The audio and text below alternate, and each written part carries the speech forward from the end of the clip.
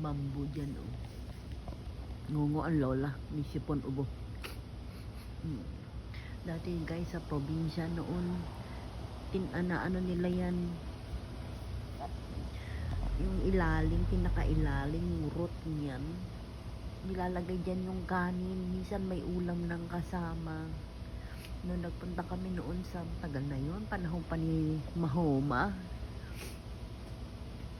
Diyan nilalagay sinaing, tapos inaano sa baga. Sarap naman siya guys. Yan. Kung gusto nyo magsaing na ano, may malaki na siya, oh. Malaki na. Ayaw tanggalin yung mga bamboo dito eh. Pag humangin guys, nakakatakot kaya yung bamboo.